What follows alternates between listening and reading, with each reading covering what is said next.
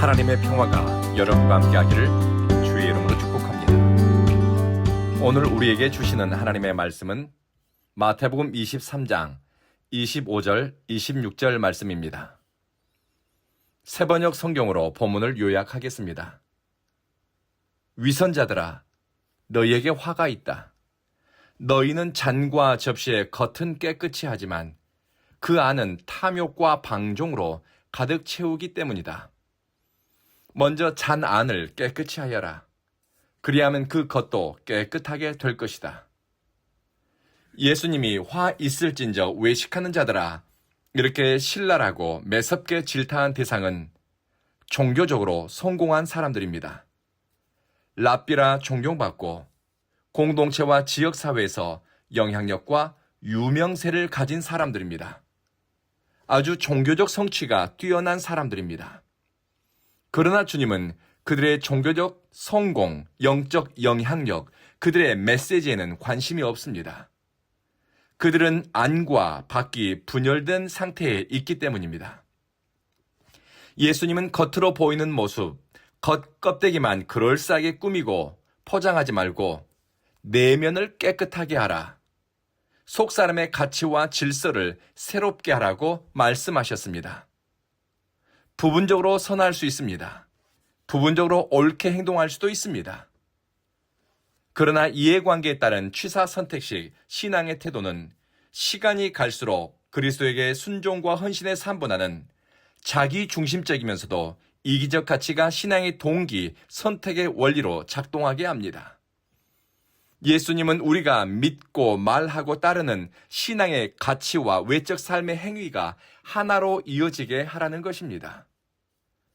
겉으로는 경건하고 거룩한 척, 신령하고 사랑이 많은 척하지만 내면에는 욕망과 탐욕, 자기 중심적인 가치가 중심이 된 삶을 위선, 화를 불러오는 그릇된 신앙임을 경고합니다. 어떤 학자는 이런 영적 불일치, 균형의 왜곡을 가리켜 영적 질병이라고 불렀습니다. 신앙의 가치와 삶의 이어지지 않는 것을 영적 질병이라는 것입니다. 죄는 우리 삶을 나뉘게 하고 신앙의 가치와 일상을 분열하게 합니다. 생각과 삶이 은혜 안에 머물지 못하도록 나눕니다. 일상의 삶과 신앙의 가치가 조화를 이루지 못합니다. 바리새인과 서기관으로 대표되는 종교에 헌신된 사람들은 종교 활동을 통해 드러나는 부분, 사람들의 시선이 머무는 그 지점만 광이 나도록 닦고 포장하고 그럴싸하게 만들었습니다. 일주일에 금식을 2번씩 합니다. 철저한 11조 생활, 엄격한 안식일 준수, 성경 읽기와 성경 묵상, 외적 행위로 그들의 태도와 열심은 사람들의 존경을 받게 했고 또 사회적 영향력도 갖도록 했습니다. 하지만 예수님은 그들의 내면에 숨겨진 것, 내면의 중심을 들여다보셨습니다. 주님은 그것을 탐욕과 방탕 혹은 방종이라고 말씀하셨습니다. 탐욕과 방탕, 죄의 영향력 아래에 있는 우리 중 누구라도 이것에게 생각과 삶의 중심을 언제든지 빼앗길 수 있습니다. 성서학자들은 헬라어로 탐욕이라는 단어는 강제로 빼앗다, 약탈하다, 강탈하다는 의미가 있다고 합니다. 강력한 에너지가 그 안에 있다는 것입니다. 탐욕이 단순히 무엇을 갖고 싶다는 열망이 아닙니다. 수단과 방법을 가리지 않고서라도 그것을 내 것으로 만들고 싶은 강한 욕구이고 의지이고 강력한 에너지의 표출입니다. 여기에서 영적 기준이 깨지고 물질이든 사람이든 탐욕의 대상이 되면 이웃의 경계도 무너집니다. 사람이 이용의 대상이요, 인간을 수단화시키게 됩니다. 어떤 기독교 사역자는 세상에서 돈을 만지는 일을 하는 사람에게 늘 이 질문을 하라고 합니다. 당신은 시장 안에 있습니까? 아니면 시장이 당신 안에 들어와 있습니까? 시장도 당신의 영혼을 빚는 장소가 되어야 합니다. 탐하는 욕망이 무엇을 이루고 붙잡는 데 에너지가 될 수 있고 동기로 작용할 수 있지만 이 의지가, 뜻이 사람을 세우고 있는가, 무너뜨리고 있는가? 하나님의 영광을 드러내고 있는가, 아니면 가리고 있는가? 이것들을 묻고 살핀다면 우리 내면의 질서를 균형 있고 바로 하는데 도움이 될 것입니다. 그리고 방탕은 자제력의 부족, 무질서 혹은 방종이라고 해석합니다.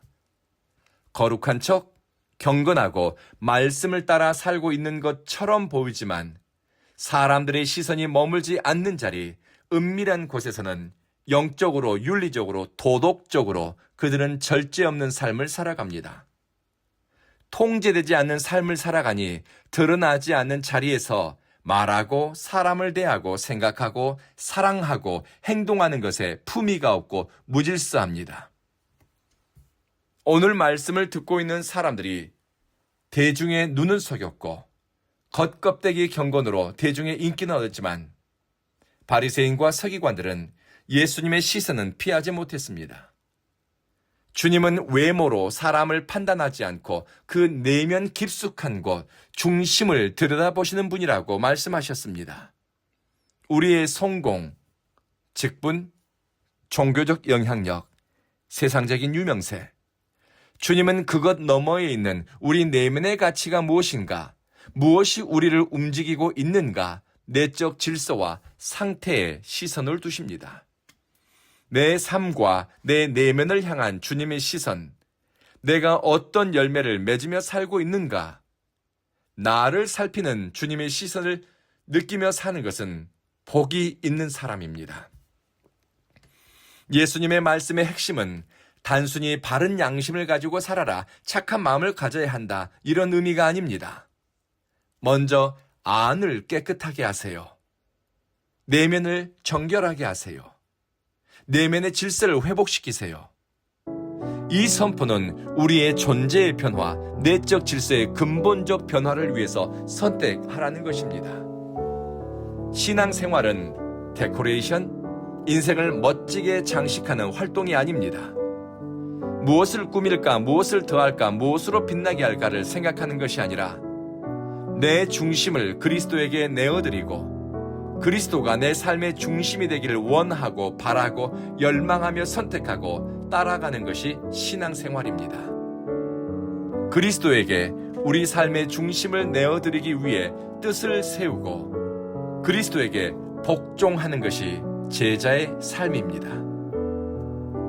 오늘 기도하실 때 우리 신앙을 더 아름답고 그럴싸하게 보이게 데코레이션 하는 것이 아니라 내 중심을 그리스도에게 내어드리고 그분의 다스림과 주님의 권위 앞에 복종하기를 결단합시다.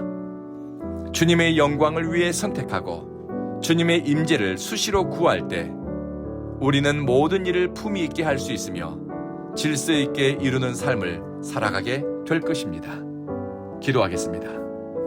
자비하신 주님, 주님이 우리의 마음의 중심을 차지하시고 주님이 우리 삶의 중심이 되어주시니 이리저리 기우뚱하지 않고 주님이 기뻐하는 자리에 머물고 또 주님께 영광 돌리며 일상을 살아가게 하소서. 사랑하는 주님, 우리 온 교회를 긍휼히 여기시고 자비를 베푸시니 이곳은 예배자의 심장을 가진 사람들이 모이는 교회, 주님께 내 삶을 내어드리고 삶을 그리스도를 중심으로 리셋하는 교회가 되게 하소서. 우리는 먹든지 마시든지 무엇을 하든지 주님의 영광을 위해 살게 하시며 삶의 열매, 일터의 열매, 입술의 열매, 성령의 열매를 통해 우리가 그리스도께 속했음을 세상 가운데 드러내게 하소서.